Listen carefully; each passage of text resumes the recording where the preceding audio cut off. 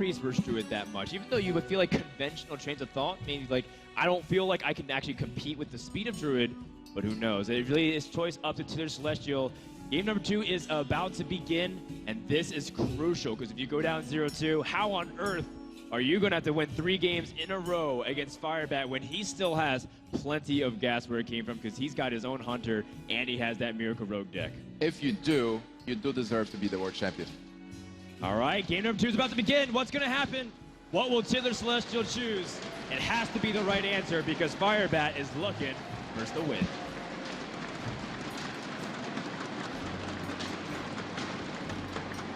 I'm so excited, by the way, to see how Firebat is going to play this Druid. It's a fantastic deck. It's really honest. Like, you play those big minions, Yetis, use the Savager for nature combo. Druids think they're honest, and I know Admirable definitely would agree usually with that, but there is a card called Innervate and Wild Growth, which can be a little dishonest. Those cards are totally fair. You know, actually, Tiddler's going to queue up Priest here, and I think part of what influenced his decision is the fact that he saw the big game Hunter in that Druid deck. I wonder if that's worrying him a little bit. Something he doesn't want to play a Giant, just get blown out by a big game Hunter. You know, a little bit of early pressure, then follow that up. That's something that can present a pretty big problem. It could be. Although I do know some Panlar players feel like, you know what, even in the big game Hunters, there's still 3 other Giants. And the fact that I have Taraxis, it's still difficult for Druid to deal with this. Oh, wow. Firebat has the coin. He doesn't have the Wild Growth or Innervate yet. But Tiddler, he has the Okanai Soul Priest and the Circle of Healing combo. Well, nothing screams value like a turn 1 Chewing Yeti and being able to attack your opponent. Wow. Oh, wow. And another Chewing Yeti. This is looking devastating. How can you turn this down? And Chewing Yeti is resistant to the Okanai Soul Priest, Circle of Healing combo, dealing 4 damage to the board. You know, picking up that second Chillin' Yeti, it has a little bit of potential to change his play right here, because he'll have a turn 2 Chillin' Yeti, I know, it's disappointing. He'll have a turn 2 Chillin' Yeti, a turn 3 Shades Extramus, and then a turn 4 Chillin' Yeti. So he's playing a lot heavier on curve when he does it this way. Oh, wow. He has a Wild Growth, so his line of play can change again. Yeah, I almost certainly, I think he's got to go over the Chillin' Yetis at this point. Yeah. And turn 3 Chillin' Yeti as well. Yeah, he could play turn 3 Chillin' Yeti, or he could play turn 3 Shades Extramus. Is that the best start ever? It's one of the best, because Priest can't deal with these 4-tag creatures with high health very easily. They get bullied because they don't have removal spells to line up for it. Yep. You're seeing that right here straight away. Tiddler just has to play this just to try to deal 3 damage with it. Another 4-tag minion for Firebat. But you know what? Tiddler, he has Okanai Soul Priest combo, he has Sylvanas, he has his Holy Smite as well. So there are some ways to deal with this board. Also, a free 4-tag cultist represents some damage, so maybe Firebat will have to trade into it. Well, generally speaking, you don't want that Dark Cultist Death Route to activate. If it gives a health buff to minions, it makes the Priest board extremely resilient. So Firebat takes a commanding lead on board. This is so difficult to bounce back from. You know, if there's a kind of hand that could do it, though, of course, it's Okanai Soul Priest, right? Circle of Healing, which turns into Circle of Dealing. Yeah, I mean, even so. Or Circle of Death. Even so. Everything. This is a tough turn, too. I mean, you're not killing it, Chillin'. You're committing 2 cards to kill off 1. God, this looks like a Priest turn to me. I think you can Holy Smite the Yeti and pass. You know what? That's actually not too bad. That's super awkward, but this is what you might have to do. That really gives up a lot to your opponent, though, if you choose to make a play like that. Look at this. It's a Priest turn. Turn 4 pass. Oh, my gosh. No emote, no heal. Tiddler is completely passing back. And you know what? Firebat used an Innervate. He gained tempo early on. How far is he ahead of you in terms of mana usage? Firebat seemed a bit confused. Yeah, look at that, and he's going to be patient. He knows that Okanai Circle's in hand. With that play, he could have played that Shade next round. You know, another thing he plays around too is Holy Nova, because that Shade isn't going to be buffed straight away. So Holy Nova would have cleared out 2 of his minions. This is sort of like a blessing and a curse for him. It's like it plays out so well for him because he happens to play around this play that much more. So Tiddler is 3 cards to kill 2, which he already lost his Dark Cultist. Firebat is pretty happy to see that, probably. Well, but still, the Yeti was innervated and another Yeti was coined, so it's even more cards. Tiddler is able to deal with 2 important 4-attack minions and get back to the game. Sylvanas is going to do some work here, I think. Yeah, I'd say so. Sylvanas I'd is say a so. fantastic card to regain board presence. Yeah, exactly. Really giving him a lot of board I presence. have no time for games. Got a lot of pressure now back on Firebat. I think that Ninja Blade Master isn't. Oh, and he drops whoa. Keeper of the Jack. Grove. Silence, the best answer to Sylvanas the Druid has. Yeah, you silence and deal with it immediately, right? There's no way you're letting Sylvanas do her own devices here. It's just too dangerous. She can take so many things. The Shadow Word Death provides such a problem because he can steal even the Shade next Rammus. Yeah, I think part of it too is he just kind of wants to get out of his hand before his opponent has an opportunity to really get a lot of value from it. Like say he chooses to taunt up Druid the Claw or something here, that gives his opponent a really good turn with everything that's different. Because just even a Holy Nova at that point is devastating play. You just really don't want Sylvanas. You don't want to have to be pressured to play your Keeper of the Grove. You kind of want to get it out of your hand now, but make sure that you don't have to play it on your opponent's turn. So rather Guys, but look at this. It seems like Firebat was winning the game with double Yeti, but right now Fiddler is back and he is rocking this. And this Ninja Blade Master is pretty good to have it at your fighting on your side because Druid, again, has a hard time dealing with high health minions. A 4-7. How do you deal with a 4-7?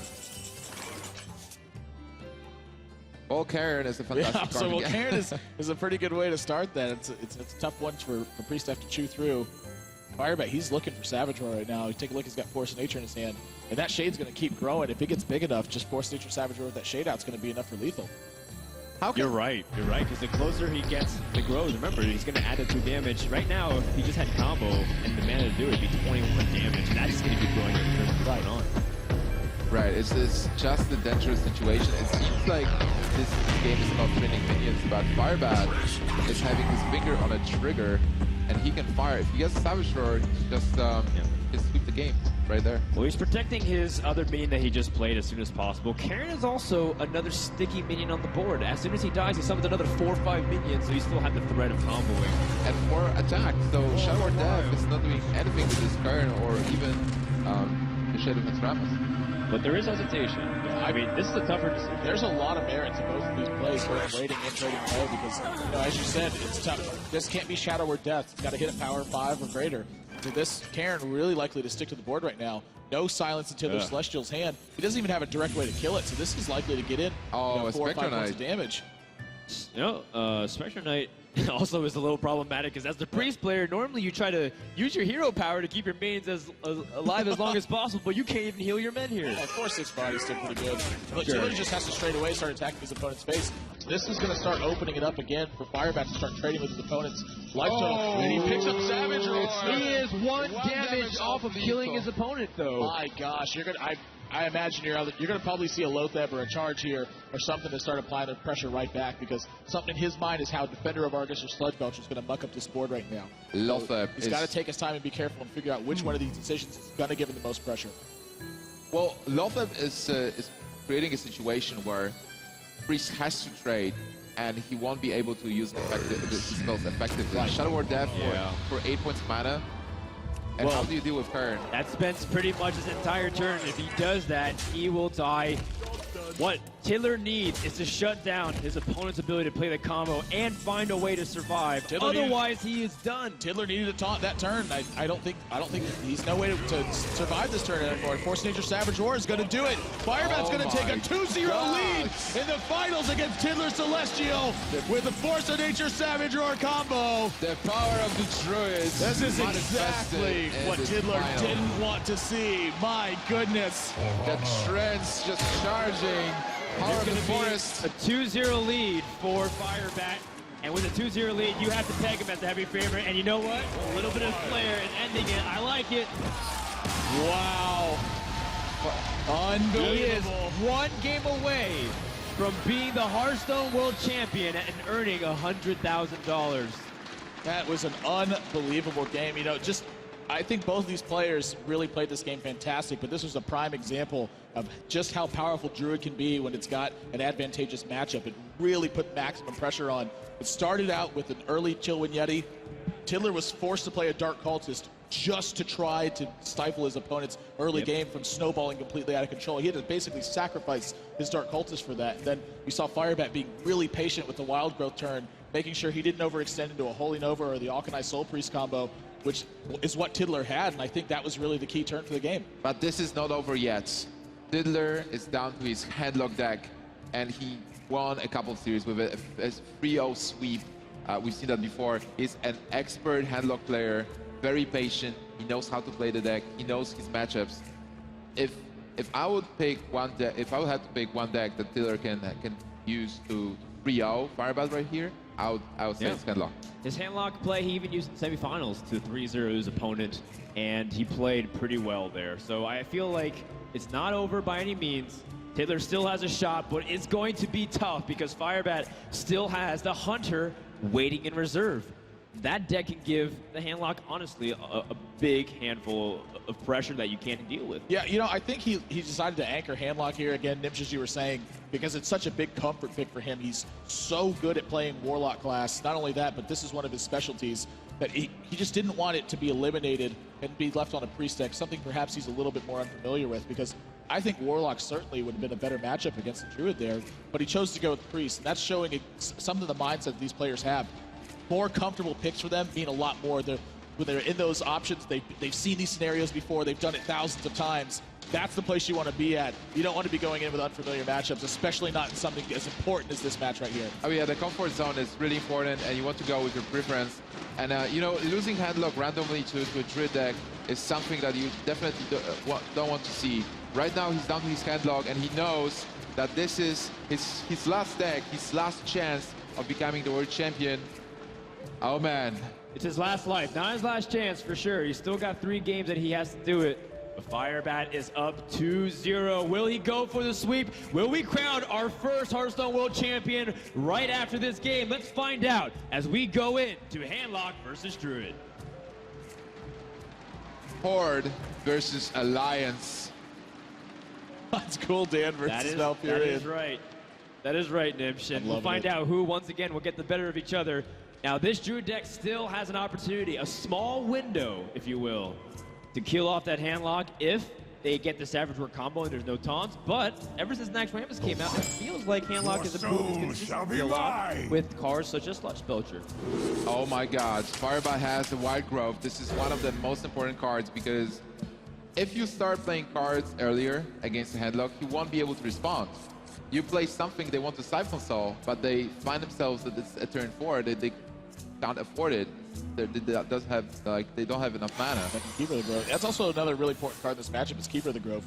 This Twilight Drake, it gets all of its health from a buff that it gives to itself. So if you silence that off, that's a 1 health Keeper of the Grove you're looking at. I'm sorry, the 1 health Twilight Drake you're looking at. And then you couple that with something like Wild Growth, that's going to allow him oftentimes to be able to just hero power it down instead of having to worry about trading off his Keeper of the Grove for it.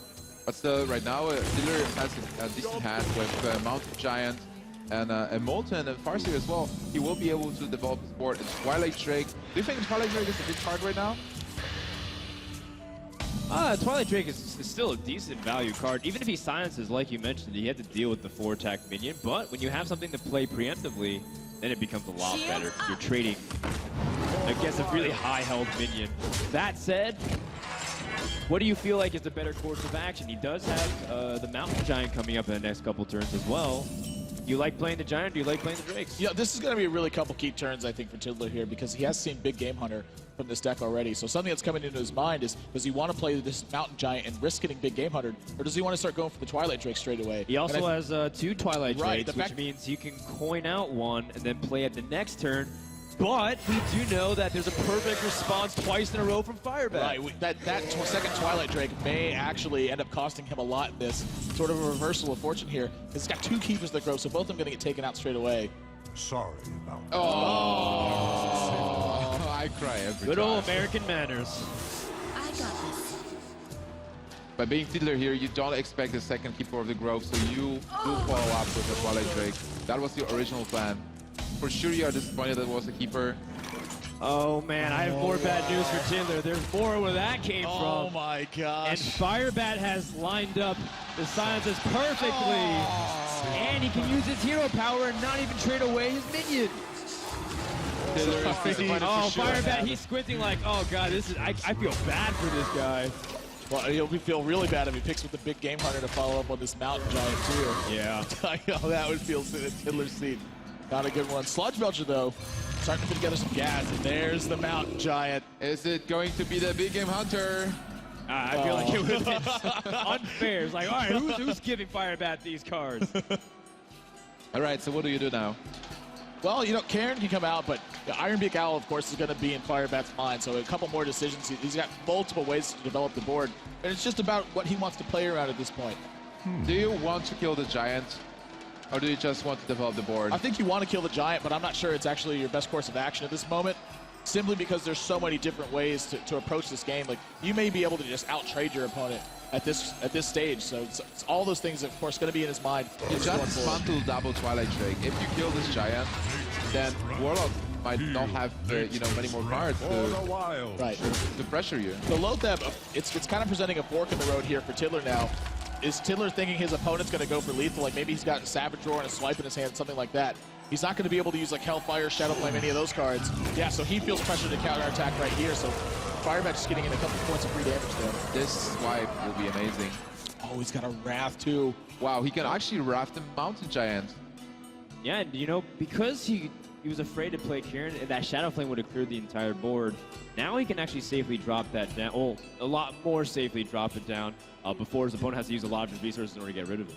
And getting these minions to stick on the board is what's really key for this Druid, because as soon as he picks up Savage Roar, that's going to be the key moment where he can flip the switch and find a way to end the game. Yeah, so I imagine this means there's going to be no attack here from Firebat. Yeah, there is no need to attack. Yeah, he's just above board. Gosh, is this going to be Ancient Watch of Shadow Flame? That looks like a real good play to me, but needs an Ironbeak Owl to take out that 4/5. Axis is can be pretty powerful in this matchup too. Well, the only thing is that he does put you at 15 health, and the combo is always within range and potentially threatening you. You still have this Lotheb, which is a very powerful card. Double Taunt will protect you for some time. And we've seen Tiddler still really patient. He has a lot of options. He might want to get a bit lower to be able to play this multi-giant. He still has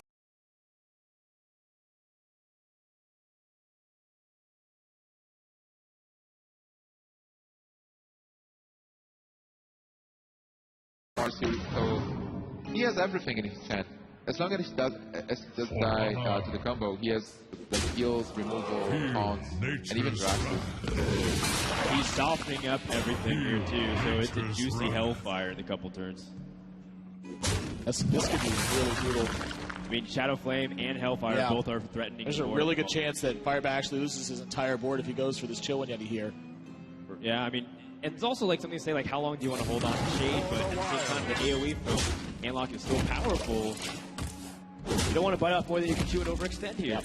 So still very likely to lose his whole board here. I think this looks like a really good Shadow Flame turn. You can attack this Cairn, still have a 5/1 left, and then Shadow Flame turn everything out. This is one of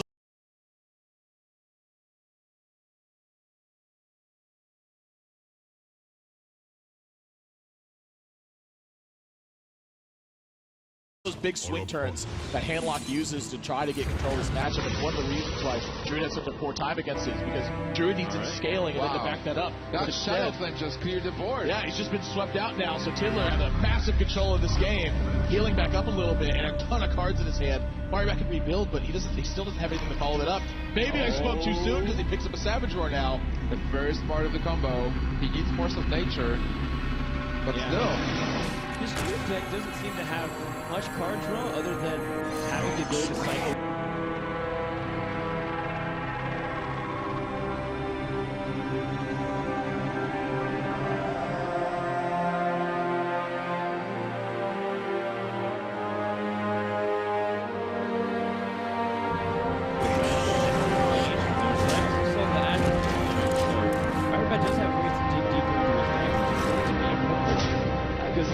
There's going to be a point where Handlock will just be drawing a lot of cards. He can't push through the walls, and he's going to be struggling in order to get that damage. This is how Handlock can easily clear the board again. Once more, healing back up. And you can just establish the taunt. You don't even need the taunt, you can heal yourself. 19 points of health, that's super secure. No threat of a combo. Combo is 14 damage all. That's what you think until he has Innervate for a second Savage Roar off the combo. It is a possibility. But you can't play around everything. No, you cannot. Another tough turn for Firebat here. How much value is there in using a taunt versus using a charge? And then And the problem is there are a lot of easy ways to just lose this Druid Claw if you're playing it defensively. A handlock player we see does have Sight Soul, and that just easily deals with the Druid Claw, and then he starts just pushing back on you. What about running a 4/4 into a 3? And then you just get destroyed by Mortal Coil. It's like whatever you do, pick your poison. He's going to go with the taunts here. This is going to prevent Molten Giant from getting played. Oh, Sylvanas gets picked up. Wow, you can just play Sylvanas' taunts. Yeah, and both the silences are already gone. The Firebat stacks, both keeping the Rosen. Diddler Celestial is getting an advantage here. It seems like Firebat ran out of steam. Even though he has Savage and a swipe, that's potentially a lot of damage. Yep. Diddler is just building a wall. That's going to be really difficult to chew through. And even if he does go pick up Force of Nature, this is one of those cards ends up getting stolen. Ancient of Lore is excellent, though. We're talking about how this Druid deck doesn't often have many ways to draw, but that is one of the primary ones. Yeah. This board is so much tension is building on this board too. Look at how much power is being built, and I don't think that Firebat's willing to attack this turn. Do you even play this Ancient of Lore? Well, the alternative is to set up a removal, so that way you can easily transfer over like a weak pair and then just be able to remove it. What about attacking Sylvanas with those 4/6s and then killing Sylvanas with a shapeshift, and after that, when Sylvanas triggers and steals one of the taunts, maybe swipe and then Ancient of Lore next turn? I certainly think it's what he's thinking about, is ways to set up swipe turns. Yeah, this is a very different turn. Okay, apparently he's thinking about something way different, so. Okay, well, he's just going to use this to completely trade off. He's okay with either outcome, essentially. And he still gets the Ancient of Lore down. Pretty clever play, actually. He effectively leaves a lot weaker minions on the board, still has one of his creatures. Specialized. And he takes 2 guards deeper. It's a good play. Yeah, that was like a really solid line of play. You know, part of that was critical too, was Sylvanas actually taking the 1 health Druid of the Claw instead of the 2 health Druid of the Claw. Right. That really could have changed. Well, no, he Savage Ward. Never mind. Well, it's because of the Mortal Coil. Yeah, Honestly, that was a fantastic play. He was able to develop the board and get rid of Sylvanas at the same time. Okay. I think Siphon Soul's the play here. Still no Molten Giant able to be played though. And so I think Tiddler's a little bit reluctant, I think, to play Jiraxxus before he gets this Molten Giant on the board. So I would. He does have Shadow Flame, which can deal with the Specialized if he has a creature to go along with it. But until then, these are untargetable and a little bit hard to deal with. Double swipe. This is potentially 60 points of damage. Did you just play a 10-mana Molten Giant? You can. Well, he did use Savage Roar, right? So you feel like he has one less possibility of hitting to the combo. I think you go for a safe Belcher now. And Firebat, he only has 16 points of health. Of course. But there's a little bit of risk associated with this play, but I think it's fine. Your opponent's only got 2 cards in the hand, so the likelihood of Black Knight wasn't very much, but Firebat picks it up. That is a big draw. Wow. Wow, that is a huge draw right now. But do you attack and enable a Molten Giant and a clear? Or do you just trade? I think you just trade those minions. Yeah, you don't want to invoke the Wrath of Molten Giants and lose your board pretty easily, right? So, I mean, at the same time, he does have direct damage to follow it up, right? He has 2 swipes that can hit the opponent straight and their health up. Yeah, I agree with Nimsh on this one. I think I'm totally content just taking out these minions and kind of going forward from there, because with 2 swipes in your hand, this is 20 points of damage that you have sitting on the board. So if your opponent doesn't take something out, the lethal's a little bit more hidden. Of course, your opponent's going to be thinking about Force Nature, which is 6 points of damage. They're going to think about Savage Roar, which in this position is 8. But they may not be thinking about double swipe. That's one that I think a lot of players often forget about, is that sort of potential. It's also interesting that he can attack with Shapeshift. 70 points of health. It's not good for the Warlock. He won't be able to play Molten Giant at the front of Vargas. But you can see exactly right now. So what do you do being Tiddler? It seems like suddenly you're in a weird position. Yeah, his best chance to survive is Molten Giant with Taunters. Down to 15. So he can play one of those Molten Giants and tone it up. Gosh, Big Game Hunter, I think, is Big the Game best draw in Hunter his would deck. be lethal. Savage Roar, Force of Nature. I think all of those cards are looking mighty good right now. There's Savage Roar! Oh my gosh! That's gonna do it. I Yes. believe Wait, that's enough, right? Is This it enough? He has the hero power damage with the swipe, and 12. that should be able to clear. Firebat Oh will my be gosh! your Hearthstone World Champion. He doesn't. Wait, he didn't even need the Savage Roar. Oh my gosh! Firebat is the 2014 Hearthstone World Champion. GG. Incredible! The American coming all the way from Detroit on homeland soil will take home 100,000 US dollars, and for one whole year will call himself the best. 3-0 with a Druid. Wow. Fantastic play. I'm speechless right now. I can't even. The feeling of being a world champion, unparalleled. Ladies and gentlemen, your 2014 world champion, Firebat.